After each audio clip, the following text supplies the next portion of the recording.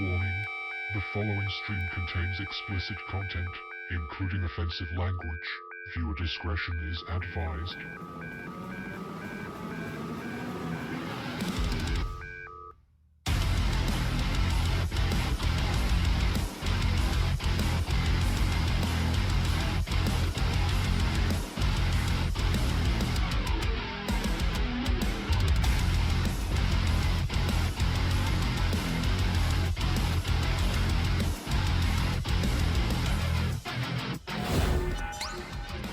Whoa, well, what's up, everybody? How's it going on this Friday night? It's a much different kind of stream this evening. Welcome to WHOtheFisJC TV.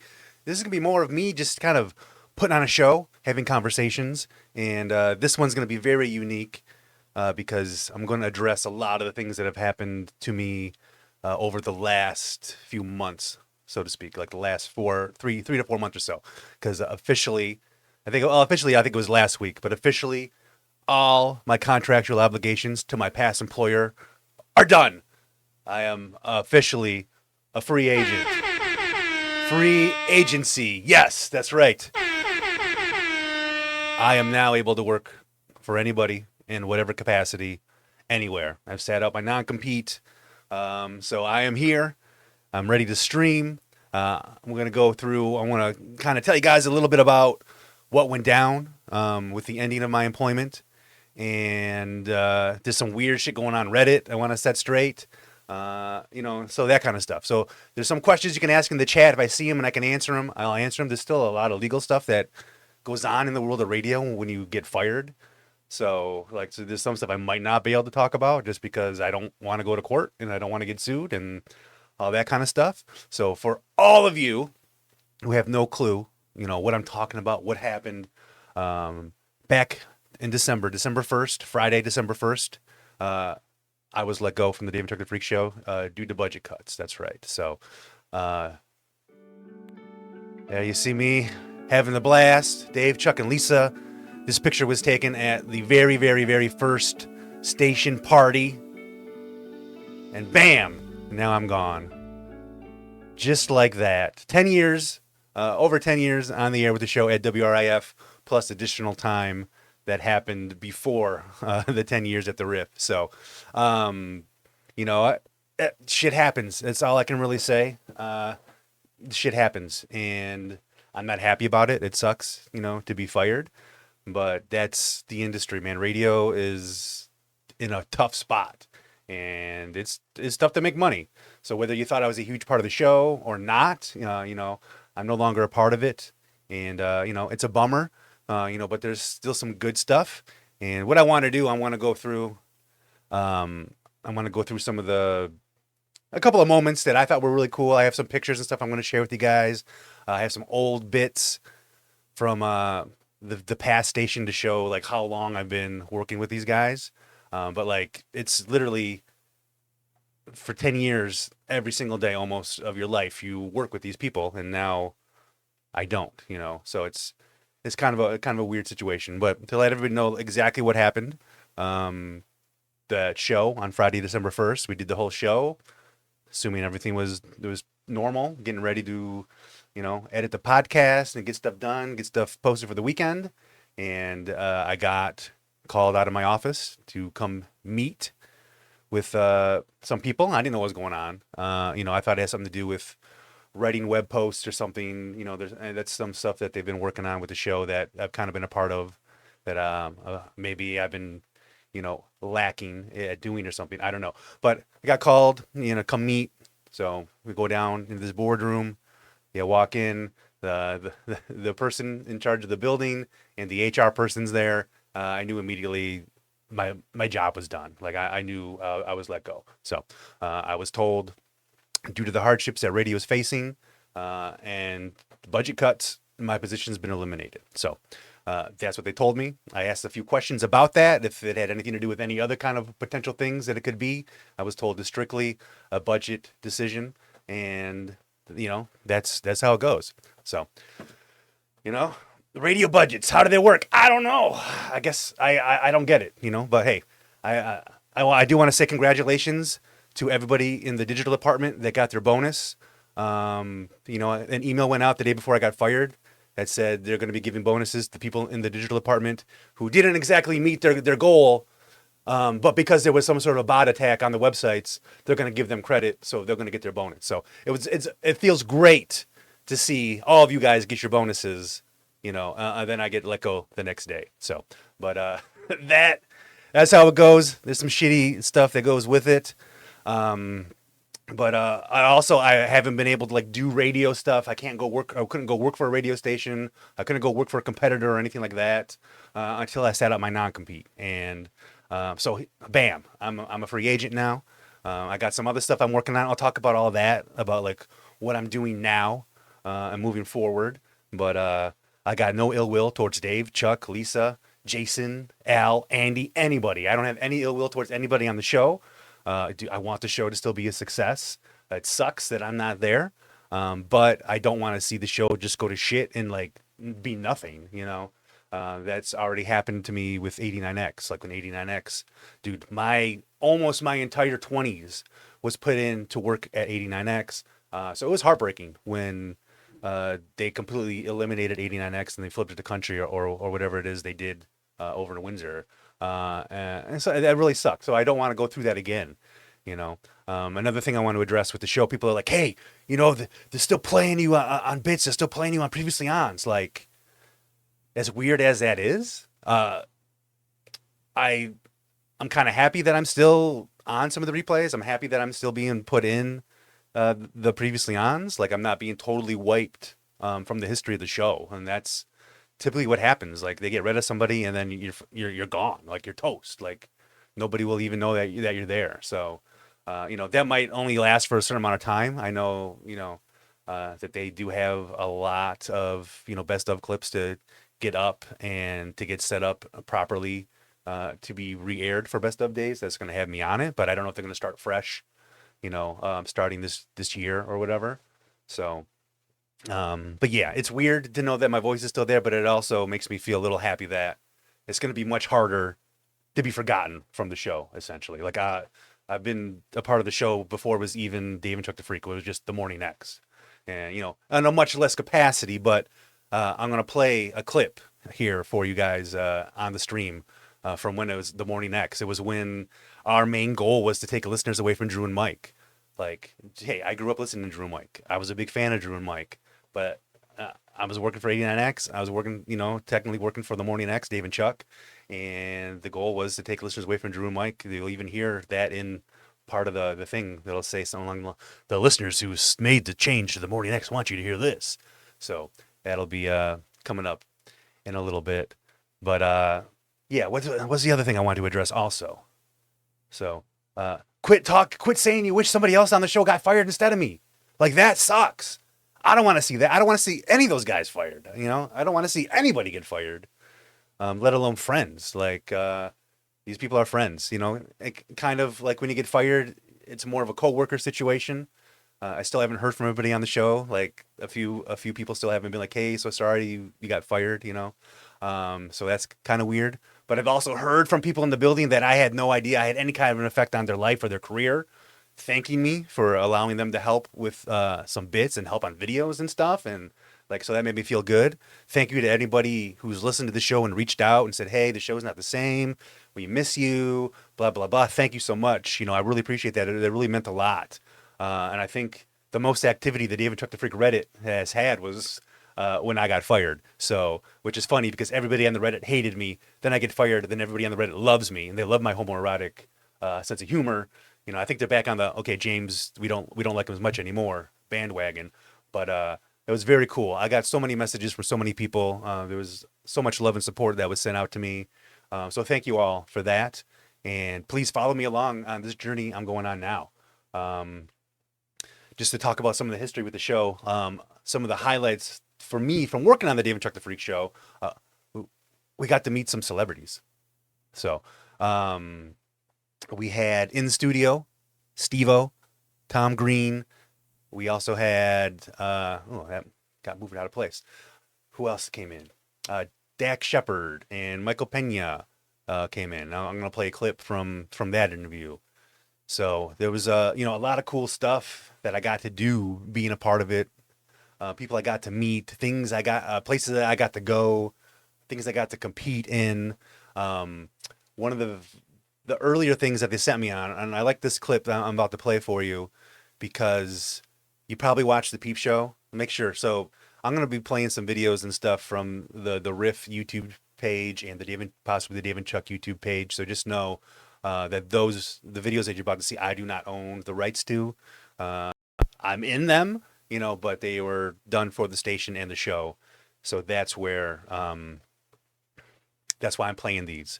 And you know, if they're gonna come after me, I guess come after me and, you know, demonetize it or whatever. But whatever. So we got so meeting Steve-O, you know, was cool. And like I said, Tom Green, other celebrities like technically I'm friends with Danhausen. He used to come in the studio. I got to meet Kevin Smith. We've done an interview with Kevin Smith. I've talked to Seth Rogen on the phone, you know, just to set him up. Hi, Mr. Rogen. You know, so there's some cool stuff that's gone on with that. But one of the things that I think is unique to the Dave and Chuck the Freak show and something that I was able to do for the show was when they sent me out on the streets of Detroit to sell sex toys. I believe there's a story of some sort that was on the air, and they were talking about like buying like pretty much back alley sex toys, trunk sex toys, that type of stuff. And they had the idea like, why don't we see if we can send James out to sell an actual sex toy to somebody on the street? So here's a little clip from that. This is not me actually selling the sex toy, but this is something that happened that morning of the show when we were out doing that bit. And so this is set it up. I'm actually calling in on my cell phone. I'm talking to Dave and Chuck on my cell phone while I'm actually interacting with people on the street and trying to do the whole bit. Like that's where we're at, you know, technology wise. So here we go. Here's a little clip of me trying to sell a street dildo on Dave and Chuck the Freak. This is years ago. Like you won't even recognize the studio. When you see the studio from the Peep Show, you'd be like, holy shit, what is that? Oh, yeah, I do. So I'm walking up on a guy who's waiting to catch a bus. See, look at that studio. Tell him it's not for him. How's it going, man? How you doing today? That's good. I got a question. Would you be interested in purchasing a marital aid? Marital aid. Marital aid? Yeah, like a dildo vibrator. Oh, he thought about it. Right now, see? But, he's thinking about it. You have a card? I got some in my bag right here, ready to go if you're interested. Yeah, probably not now, man, because I'm actually getting married, so I'll probably do it. Oh, yeah? But, I got everything you need. It could be honeymoon party. What about just give it to him?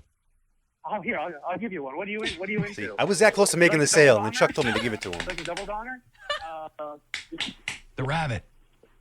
Here, you know what? Here, this is like $80 vibrator. Just take that. They gave me some quality sex toys to give out that day. Man. Thank you. Enjoy the wedding. Happy honeymoon. That guy just took a sex toy from a stranger on the street. That is so happy right now.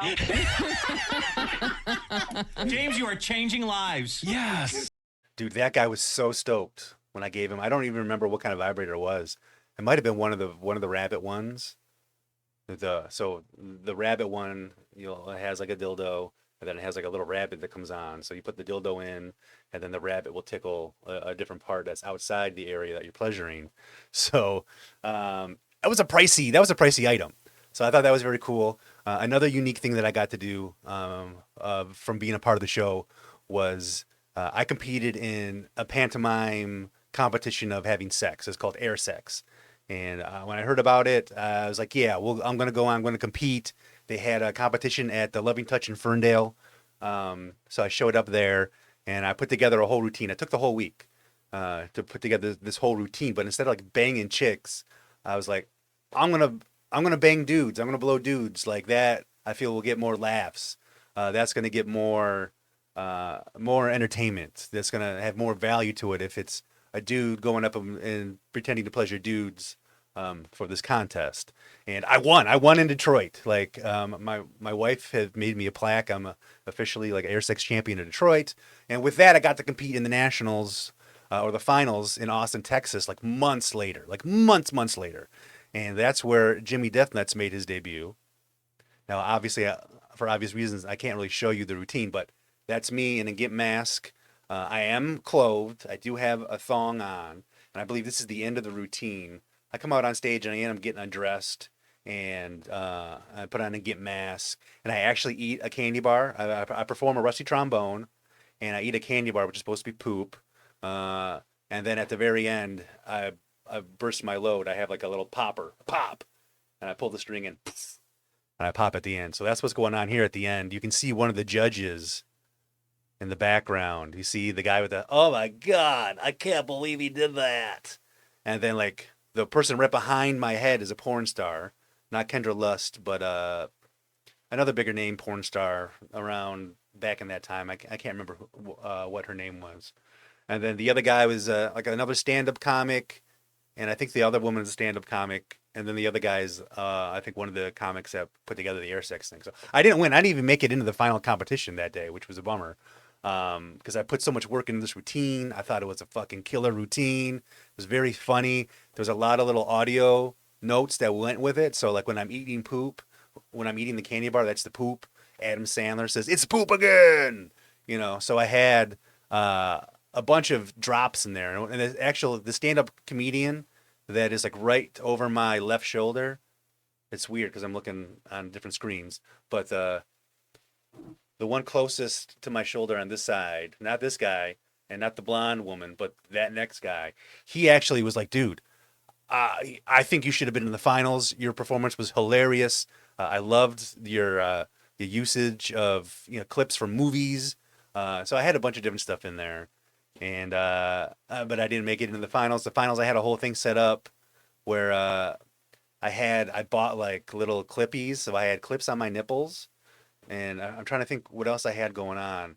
But I had like another surprise penis I was gonna pull out and do something with, but never got to do it. And then that inspired me to come up with like a sexy Santa routine that I've never got to perform because I haven't been able to get to any more of the air sex competitions. So I don't know what other person who's worked in radio has been able to do this. How many people who can say they're a producer, for a major market morning radio show, they've competed in air sex. I've gone on photo shoots with chicks, to get pictures of me and my thong on a beach. Not a lot of people in radio not a lot of people in radio period can say that they've done that, let alone get paid to do it or even think about it. So let's see what else we got here. Got the air sex. I also, because of being a part of the David Chuck the Freak Show and working at Beasley, I was able to work on a nationally syndicated esports show called Checkpoint XP. So in the picture you see here next to me, Robbie Landis and Weirdbeard, those are my two co-hosts. Those guys, I think like Robbie Landis was one of the creators or one of the people involved with the whole startup of Checkpoint XP. Esports, gaming. I learned a lot from those guys, and I learned a lot about working in radio from Weirdbeard. Weirdbeard has a lot of experience in producing and for working with like big name morning show people and like bigger name radio people. And he kind of he blew my whole mind because we were having a conversation about setting something up. And I was like, I don't know, man, that's a lot of work. And he's like, I'll do that. He's like, I'll do that work. He's like, that's my job. He's like, I'll do whatever you want. I'll do whatever you want, whatever you need. He's like, your success is my success. So whatever you can do. And like that kind of changed my whole attitude about a lot of stuff at work. Once he gave me the whole, your success is my success. And so I owe those guys a lot. Those also, being a part of that show also gave me a lot of confidence on the mic. Had I not been on that show with those guys, even though I wish that show could have taken off. I wish they had a little bit longer. COVID really fucked us with that show. I think that show could have been very successful and done very well. Just the timing, man. The timing of it all was a real bummer. So, but yeah, so working with those guys gave me the confidence to sit in the chair. So when Dave would be out, if I hadn't hosted the show with those guys, I probably wouldn't have had the stones to sit in the chair for Dave. And try to work with, Lisa and Andy and Chuck and Al and Jason to get, that like kind of hybrid type show going, So a lot of things, a lot of opportunities have come my way, because of that. And now this picture right here, let me see, I gotta hide this one first. In addition to all of this, I accidentally became a meme, which that was interesting. Yeah, who remembers that? The polar plunge. I think this might be the first time I accidentally publicly showed people my butthole, because I didn't realize like where I'm standing with my arms up, like behind me, there's like people standing on like a bridge, and like that's where you'd always you could see my butt, like when I was bending over and taking off my clothes to do the polar plunge, and some pictures went up and somebody turned it into the meme, and I think that went around a little bit. Not as popular of a meme as what my snow blowing dressed as Darth Vader in a thong was, but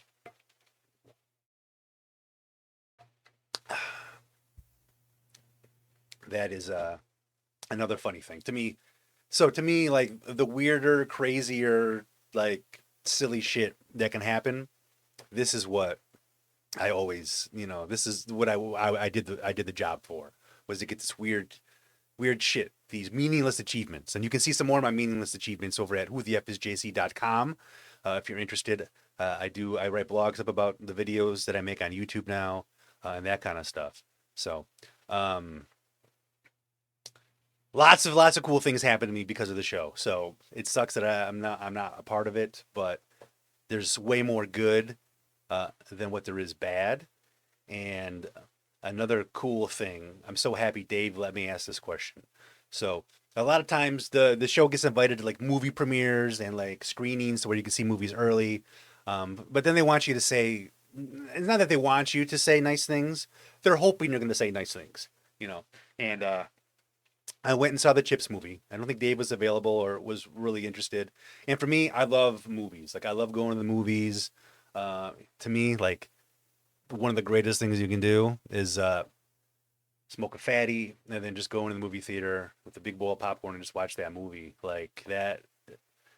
If I could just pick a favorite pastime right now as an adult, that's my favorite pastime to participate in. So yeah, I was like, yeah, I'll go see Chips. Yeah, cool. Yeah, okay, new comedy with Dax. And then they're like, well, if you go see the movie, then we'll bring them to your station, for an interview after the movie. So I'm like, oh, that's cool. Yeah, okay. So I'm watching the movie. I'm trying to come up, with things to say, things to talk about. And here they are. There's Dax and there's Michael Pena with most of the show at the time. So in the movie Chips, there's a scene where Dax he's completely naked. I think he's in a bathtub and he falls. I don't remember exactly what happened, but you just see this monster penis. And I'm like, Dave, we got to talk to him about his penis. Is it really him or is that a stunt dong? And here's the clip of that whole situation playing out with Dax Shepard and Michael Pena in the WRIF studios talking about the movie Chips.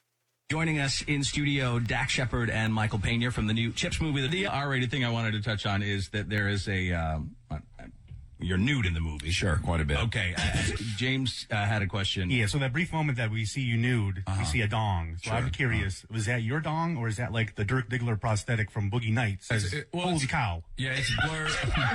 Well, first of all, it's all pixelated. Hear how and high his blurred. I voice don't know how went? you must have like God. really He's got super He was not prepared for that Some question. software in his eyeglasses. Suffice to say, my wife and I have a very similar sense of humor, but the line that it deviates is that I think penises are so stupid and funny looking that they should be in every movie. You She can't argue disagrees, that. and especially her husband's. Right. And that's her right. So I respect that with some pixelation and some blur. Yeah, putting that up. Been thinking about it since I saw the movie. Yeah, he can't stop thinking about it. Mention it a lot. I mean, if it's real, Next thumbs time up, you man. next time you eat a coney dog. Yeah, like no joke. Like it looked monstrous in the movie. So I had to know, like, was it real? I don't remember seeing any pixelation, but who knows? Maybe it was pixelated. I'm assuming he knows if his penis was really in there or not. So, my guess would be then, okay, yeah, he probably wasn't his penis. But anyways, it was fun to be able to ask that question and get that reaction from them. And I think that actually spurred on a bit more of a conversation. And if you want to hear that full interview, that is like the part 2, March 7th, 2017, I believe. And you can find that at daveandtruckthefreak.com, or just scroll through the podcast until you find it. Like that's from back in the day when we had to split the show up into 2 parts in order to fit it on like the iTunes platform and also because they were trying to cater to people who would listen to a certain percentage of the early part of the show, and then they could just tune in and listen to the second half of the show. So that's from back when the show used to be 2 parts. But that was part 2. The description will be in there. You can go through and find it. So, okay, another thing I want to kind of talk about and address, because I've seen this on Reddit, and I know, like, I don't read too much into the Reddit stuff, but some of the stuff bugs me a little bit, and that's the stuff I want to address. So if you are buying into any of the shit that a lot of people are saying on Reddit, I think there's a rumor going around. I got fired because I made a video opening a Faygo box in the studio. That's the dumbest shit I've ever heard. And if you believe that, you are a dummy. That's the dumbest shit I've ever heard. I didn't get fired because I opened a Faygo box and recorded it. It's the dumbest thing I've ever heard. Also, I wrote like a semi-farewell note to Dave, Chuck, and Lisa, because I didn't really get to say goodbye to anybody. That's kind of what this is here. This is kind of like my goodbye from the show, you know, and moving on to other things and letting people know how they can find me moving on. So, but in that farewell letter, I don't address Andy, I don't address Al, I don't address Jason. And that there wasn't any ill will or spite in that. It's I needed to let Dave, Chuck, and Lisa know. Like, I've been working with them for so long. Like, okay, yeah, over 10 years at the WRIF, but years before that at the other radio station, with like me taking like 1 year off when I lived in Arizona, and then maybe like 6 months when they were no longer on the air, when they left 89X to go to WRIF. So, that letter was to them, to thank them. Like, there's only been a few people that have helped me in my career my whole life. Dave, Chuck, and Lisa is one group, and the other person is Cal Cagno. Like, Cal Cagno at 89X, he brought me into promotions. You know, he helped show me the ropes. He helped show me how to work a room, helped show me how to be successful, encouraged me to try to do some stuff with Dave and Chuck. Like, my mind in the past was never on, I'm going to do this man on the street stuff. I'm going to be like Triumph, the insult comic dog, you know, but in Detroit, and, you know, and that kind of stuff. So, my mind was never in that mode. But Cal, like, actually encouraged me, you know, to try these things. And, you know, he brought me into promotions, and he made me his assistant promotions director. So, like, Cal and David, Chuck, and Lisa are probably like the biggest helps, you know, to my career overall. And so that letter was, you know, to Dave, Chuck, and Lisa, not to Andy, Jason, or Al. Like, I love those guys, you know. I would go out of my way to help those guys with rides, to cover for work, you know, for whatever it was. It's just that letter, it just wasn't for them. Like, I've been with Dave and Chuck for so long. Like, this is what I used to do for Dave and Chuck. The morning show, they'd be like a live broadcast. Like, let's say we'd get meet and greet tickets to a fucking hot ass show, Blink 182 back in the day. Blink 182, and we had meet and greet with the band. I think that's what happened here in this picture. So me and Cal would sit down and come up with like 10 different stunts we could make people do to win these prizes. And then we narrow it down to like, okay, what can we do that's not super expensive? What's not going to get us sued? And so on and so forth. And then we send that to Dave and Chuck, like, hey, here's some ideas we came up with. And then, you know, Dave and Chuck would say, these ones we think are the best. Let's do it. So then we'd put it on a Plinko board, or we put it on the Wheel of Misfortune, where, you know, instead of spinning the wheel to win a prize, this is the stunt you have to perform. And I would do stuff like that. So this is me shaving a dude's ass. Okay, now I'm shaving his ass because that bald guy down there, I just slathered his head with hair gel. So now I'm giving him an ass hair toupee, and he won a prize. Like, so that's what I'm doing in that picture right there. I've shaved heads. I've shaved eyebrows. I've made dudes get nude in a parking lot under a blanket together. You know, so I used to do that type of stuff for them years before, you know, they were still known as the Morning X. Like, I would say my first bit, it's either helping Dave and Chuck get rid of Dave's homeless, giving his winter clothes that they were going to burn to the homeless, or this Twilight bit. So the homeless bit might have came first before Twilight, but they sent me out to a Twilight movie premiere. And to me, this is what I consider my very, very first like moment in radio. Like, is this Twilight premiere. They sent me out to Twilight. I don't know shit about Twilight. I don't know anything about it. Dave's like, hey, we got invited. Can you go to like this midnight premiere? And you don't have to go to the movie, but can you get some audio? Talk to some people that are there. We don't really get it. They're supposed to be sparkly vampires and all sorts of stuff. And I'm like, sparkly vamp? What? Okay, I don't know. So I don't know shit about shit. But I showed up, and I was on fire. I was on fucking fire. And every single person I talked to, I had a fucking zinger, some one-liners. I was on fire. I was in like a whole new realm. And here's a clip that they took. So much now, like now how you hear on your local stations that you listen to Dave and Chuck on, whether it's in Detroit, Boston, whatever cities that the show's still on in, where you hear like a previously on, or here's what you missed from the show. This is the first time I ever got turned into a piece of imaging to be used on the radio show. And this is about me going to Twilight. So check this out real quick. This is from the old station. This is how old this clip is. Like, you have no idea how deep I had to dig into my archives to find this. Some of the people who've made the switch to the Morning X with Dave and Chuck the Freak wanted you to hear this. All right, guys, you do realize standing here together at the Twilight premiere might look bad. Yeah, but there's tons of girls here, so I'm not minding it at all. All the girls we're with are back waiting, holding our seats. Yeah, that's what. Yeah, my girlfriend's back holding my seat too. That's right. She's right. What theater number is she in? Oh, that's right. You don't know what number.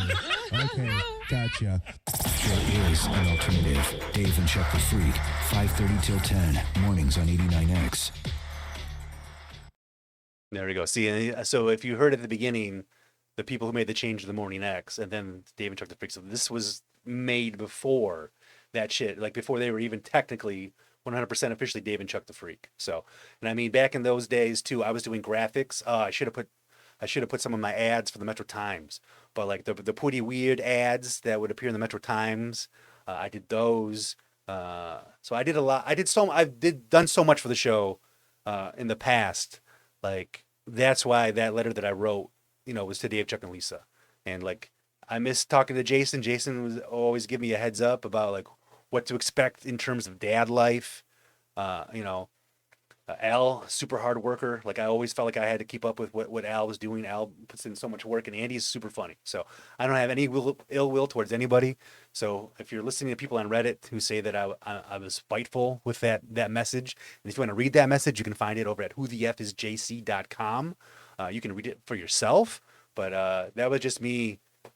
There's no way for me to communicate really with anybody. I can send them a text, but I want people to be able to see, and also, show like let people see that I'm not mad. So many people were like, F my employer. I'm like, no, like, don't say that. Like, if they think I'm saying bad stuff about them, or I'm putting bad vibes out there, I'm going to be in legal problems. So I also wanted to write that so people knew, like, hey, I'm not the man behind the bring James back thing. Like, I'm open to conversations. Like, I'm going to answer the phone if somebody were to call me, but I'm not expecting that to happen. And like right now, in the position that I'm in, like, I have way more opportunity than what I had when I was on the show. So like, there's people I can work with now that I couldn't work with before, and I'll get into some more of that stuff. But the thing I loved the most about doing things for the show was like the non-traditional ways I would try to bring attention to the show. I'd always be ready in the man thong to hop out at a moment's notice to man thong bomb, like a news report. You can see on my Instagram that there's a clip of me and Marielle from Fox 2. She's doing like a live hit at Tigers opening day. I tried to jump into the shot and do like a jumping jack in my man thong and my Dave and Chuck shirt, and the camera guy was too good and got that. But one thing that I'm super proud of, and one thing that Dave and Chuck the Freak will always be able to live forever. They will always live forever in the WWE universe. And that's because, much like I've mushroom stamped the WWE universe with my own face, I've also mushroom stamped the WWE universe with Dave and Chuck's face. So you can see, yeah, this one right here. You can see Dave's face in between Otis. Yeah. And then this one right here. This is at SummerSlam, and that's Peacock. So this is on the WWE network, and there's Bam, Dave and Chuck, and then you can see my head kind of below and to the side. That one's being held up by my buddy B Money, Bruce. B Money came to SummerSlam with me and my wife, and he was holding my head while I was holding up Dave and Chuck's. So like that This is the stuff that I think is fun. And like somebody's putting in the chat, I hope you got a clip of the time you said penis on the morning news. I have that. I have that whole segment, and it's available on my YouTube channel. You just got to go deep back. So, but yeah. So there's been a lot of cool stuff I've been able to do. It's a bummer like that I don't get to work with these guys anymore. But I'll tell you right now, I don't miss waking up at 4 o'clock in the morning. I don't miss that at all. I don't miss some of the people in the building that I used to have to work with. There's a lot of egos in there. There are a lot of people who think they're way bigger deals than they are, and they don't like it when people like me give them shit for it. I don't miss my door getting busted open. There's somebody yelling at me like I'm a dog because there was a mistake made. People can't talk to you. There's some people in the building that can't talk to you like you're like a person. They think they could just like yap at you like you're a piece of trash. So there's stuff that I don't miss, but I do miss every day getting up and making laps, with those guys. But it's nice to not be on the whole fucking, whatchamacallit, the radio teat, so to speak. It's nice to not be on the radio teat. I hope somebody can figure out something, turn it around. People are leaving. To me, that's the industry. So, but like right now, I'm here. Where the universe has put me, and that's kind of a stay-at-home dad. So here's what I'm doing pretty much every day. Bam, right there, hanging out with this guy, hanging out with my son Holden. I think this has taken a few days after being let go, just hanging around the house with him. He looks like he's trying to make me smile. So, it's my son. So, I'm doing the dad stuff right now. So, teaching, we're taking in the sights. There's us looking at a deer. There's a deer in our front yard. So I'm hanging out watching deer. I'm teaching them health stuff. If you're sick, here's how you take your temperature. If you don't feel well, I gotta give them these life skills. I gotta teach them, how to be a man. The most homoerotic man in the world's got to teach a kid how to be a man. So, what else? Oh, I teach them how to get energy. The easiest way to get energy, of course, Monster. It's his favorite. It's my favorite. But don't worry, everybody freaks out when they see that I'm giving the kid Monster Energy. Relax, Karen. It's sugar-free. 0 sugar in that bitch, okay? You got nothing to worry about. He knows what he's doing. I teach him about fashion so he can look good. I want him to look as good as his dada does. I'm teaching him all these skills. And the best part is, he returns the favor, and he's teaching me how to play Fortnite. See, that's him. That's him telling me where I dropped. You never dropped there. That's a sweatshop. Dada. You noob. You're a scrub. So that's him teaching me how to play Fortnite right there. So yeah, that's pretty much what my life is now. I do I'd stay-at-home dad. I make my own content, and I do have kind of a pseudo job. So if you guys are familiar with another Detroit morning radio program, there's another producer. Her name is Producer Rachel. So Producer Rachel reached out to me. She has left radio as well, and she's hired me on as like a freelance editor and videographer. So I've been working with her, with some of her clients, helping to make content, editing videos for social media. So if you're looking for something like that, or you're looking to work with me, here's a way you can do it. Get in touch with Producer Rachel. She's really good at getting your unique perspective of your business or your company out, and being able to turn it into content. So working with her is it's really good. Like it's rewarding, and she's very generous with her pay. So she's paying me very well, and it's a blast. So I'm doing that right now. I've signed a contract with my YouTube channel. I don't know if I can legally talk about who it is, but I do have like a mentorship and a sponsor to my YouTube channel now. So I got a sponsor that's going to be paying for me to eat all these weird foods. So if you haven't seen it, I've eaten a tarantula, I've eaten crickets, I've been eating really, really weird stuff. And so these guys are going to front the money to buy more weird shit, and then they're going to help mentor me to get my YouTube channel up and, kind of running at the same level, not as big as Mr. Beast, but up and running to where I can essentially make it, my main source of income, and kind of. I'm not a big fan of the work-life ratio being in favor of work.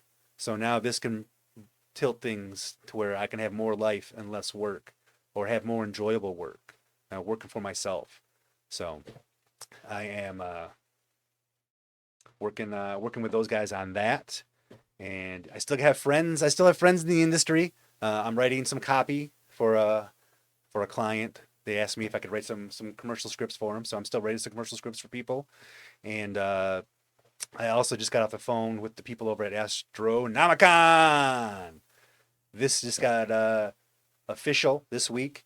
Astronomicon 7 is April 12th through 14th is at Burton Manor, and you are looking at their social media correspondent for the weekend. So you find me hanging out at Astronomicon 7.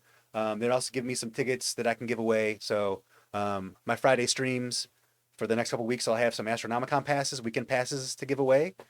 When we do some fuck shit up Fridays, that'll probably start next week. This week I wanted to do the special Who the FisJC TV. So, my wife is saying she's shocked John Cena welcome didn't make my radio list. I mean, that's a cool achievement, but I got to do the John Cena thing because of you, Cody. I didn't get to do the John Cena thing because of Dave and Chuck or the WRIF. That was you. That was your contacts. That was you knowing the people at the movie theater, marketing agency. So that's whatchamacallit. So that's why I did bring up John Cena. A very cool opportunity, but to me wasn't directly tied to the. I just feel like I just did like a vagina symbol. I'm talking to my wife on stream, and then I do a vagina symbol. So, but yeah, being able to introduce John Cena was really cool too. But that was thanks to my wife. She's the one that pulled those strings to make it happen. But yeah, back to Astronomicon. Astronomicon 7, April 12th through 14th, Burton Manor. I'll be there all weekend. So if you see me, come say hi. I know I will probably be doing like whatchamacallit. I know I'm helping host the costume contests. I will probably be doing wrestling trivia with the 20 by 20 guys, and pretty much anything else that they need me to do in terms of hosting, I'm going to host for them.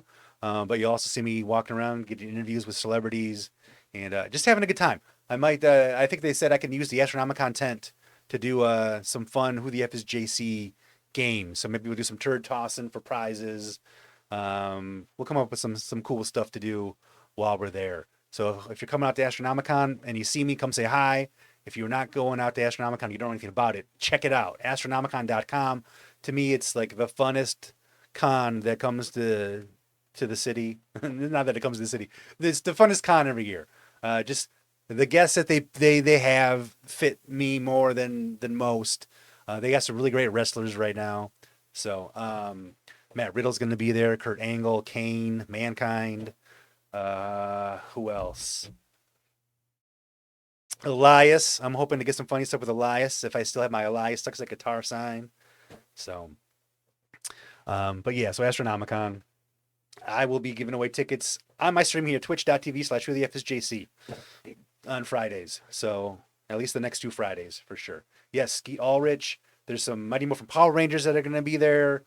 Some people from The Walking Dead. The guests that they book are great. And I think it really fits. Like if you're into the same stuff I'm into, you would be into this con. Horror, wrestling, pop culture, video games. They don't go super deep into the nerd realm, but they don't go super deep into the pop culture stuff. Like, it's very cool. Oh, they got like the Angry Grandma. The Angry Grandma's going to be there. I hope I can get some time with the Angry Grandma. I think she'd be funny as hell. I'm going to see if I still have my pussy flavored potato chips. Maybe I can get her to try some pussy. I don't know. We'll see. We'll see what I can get away with when I get out there, buddy. April 12th to 14th, I'll be at Astronomicon 7 as their official Astronomicon online social media correspondent. So I can't wait for that. I'm really looking forward to it. It's always a blast when I do stuff with the guys over at Astronomicon. But yeah, so that's it. That's kind of the end of this first episode of Who the F is JC TV. I'm going to try to do one of these a month, and it'll probably be less pictures and talking, and less talking and video, and more interactive stuff with you guys. But I wanted to put this out here because I still get people sending me messages like, "Hey, why aren't you on the show?" Or Hey, are you back? No, I'm not back. It's the best of show. Like, calm down. I appreciate you notice. I appreciate you noticing, but no, I'm not back. It's just the best of show. I don't want to keep talking about the show, you know. So I can now. I've got the stream done. This is gonna end up going on YouTube. I hope you guys enjoyed it. But there'll be similar stuff to this. Like I'll have a clip from reality shows, or I'll have crazy AI art that I found. We'll have some games you guys can play. Learn how to play Hangman. It's gonna be hunk, but kind of like Hangman, and they'll probably be like 60 to 90 minutes long. This one I just wanted to talk about the Dave and Chuck situation. I also want to let people know I'm no longer under my non-compete. I am a free agent, so I'm open to any calls about potential job stuff. Hopefully stuff that I can also still keep doing the stuff with producer Rachel and my own content as well. But if you want to support me, you're looking for ways to support, the free way, obviously, watching my YouTube video, sharing my YouTube videos with your friends. Watching my videos on Instagram, sharing my Instagram videos with your friends, liking my content, any kind of interaction with any of the first, any interaction with any of my social media posts and content help. Sharing, commenting, like those help the most. So, but, yes, I've said my piece. Thank you, Civil Mac in the chat. Yeah, I've said my piece. So, and some stuff I wanted to address. Like I got no ill will towards anybody on the show, and nothing but love and respect for everybody. You know, it's a bummer. It's a bummer that I got let go.